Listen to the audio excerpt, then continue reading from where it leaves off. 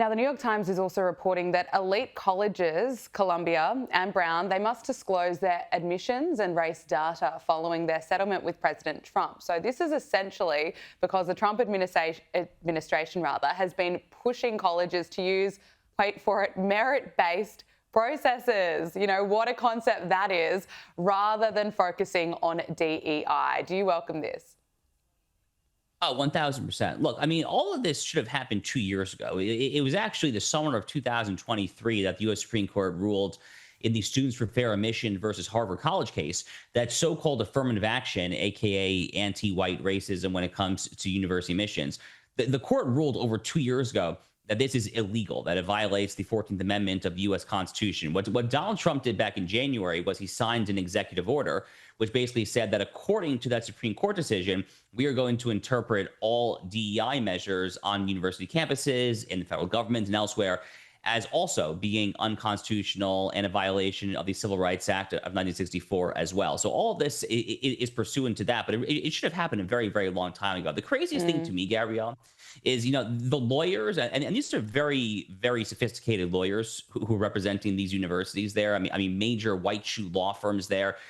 These universities are dragging out this process for months and months. In the case of Columbia, ultimately settling for $200 million. Harvard's rumored to potentially settle for $500 million. And literally for what? I mean, think about like what they're actually arguing. They're actually taking an affirmative stance that they have the right, perhaps even the duty or the obligation to discriminate on the basis of race. That's actually what they are doing. A lot of the media here in the United States frame this as the Trump administration cracking down on anti-Semitism. That's definitely part of it, but it's actually only part of it. Maybe even only a small part of it, because the broader part of it is they are literally just saying, as you correctly framed it at the outset, they're just saying you have to abide by Title VI of the Civil Rights Act. You have to abide by the 14th Amendment. You can't discriminate on the basis of race, sex, national origin, et cetera, et cetera, et cetera. There, the fact that the universities are fighting this tooth and nail to their seeming death, that's the craziest part of it all to me. Absolutely. House Republicans have subpoenaed nearly a dozen former federal officials and politicians, including Bill and Hillary Clinton, amid an expanding investigation into pedophile Jeffrey Epstein. As we know, Bill Clinton, he reportedly flew on Epstein's jet, the Lolita Express, up to 26 times. Josh, what do you make of this? Are you confident or not really that we'll really get more information about Epstein and those around him from this investigation? Well, I personally can't wait to see Clinton go. That is Bill Clinton, Slick Willie himself. I can't wait to see Slick Willie go before the House Oversight Committee, Congressman James Comer of Kentucky. I mean, that's going to be must-see TV. I mean, make me a fat bag of popcorn, and I'll put my feet on the table, and I'll watch that all day long.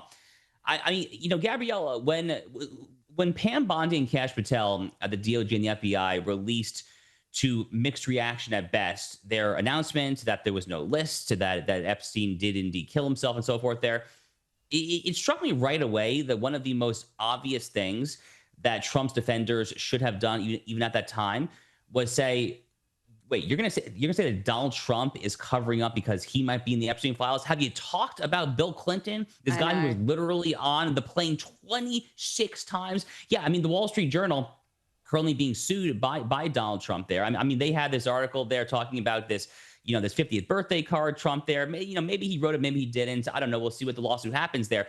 But, you know, on the one hand, you have Donald Trump allegedly doing his 50th birthday card once with like a little, you know, lascivious drawing. On the other hand, we literally know for a fact, based on the manifest, that Clinton was on this plane dozens of times there. So it's really just absurd. Now, where is this ultimately going to go? I don't know. Apparently, there was actually just a major meeting in Washington just over the past 12 to 16 hours or so between J.D. Vance and Kash Patel and Pam Bondi trying to talk about what the administration's response should be to the Epstein files. Gabrielle, my personal take is essentially as follows. I am not a huge fan of the way the administration has handled this. I also think that it is very, very, very far from the median Trump voters' primary concern there. The Trump administration is currently winning on virtually all fronts. They are firing on all cylinders right now. And I think that the sooner they can find some way to try to satisfy all sides, move on, the better. Yeah, absolutely. Now, finally, it's been revealed and reported that two of the largest banks kicked Donald Trump and his money out following pressure from the Biden administration's banking regulators after the January 6th riots. So, the New York Post reports that JP Morgan and Bank of America debanked President Trump. Trump says that he thinks banks discriminate against many conservatives, and the White House is preparing an executive order that'll instruct regulators to review banks for politicised or unlawful debanking practices. What are your thoughts on this? So debanking has been one of the under the radar biggest issues facing America for at least 6, 7, 8 years, give or take. This has happened to a lot. I literally personally know people, many people actually, who have lost their bank accounts, their Venmo, PayPal, or they're just checking your credit card accounts due to their political beliefs. This has been happening actually for a very, very long time. It's really not that dissimilar to our issues here when it comes to big tech, when it comes to being deplatformed or censored or shadow banned there. It's a very similar dynamic happening when it comes to financial institutions. By the way, Gabriella, there's no logical reason why it necessarily has to stop just with banks. I mean, what about your local dentist, your local doctor? Are they going to stop serving you because you happen to be a Trump supporter there?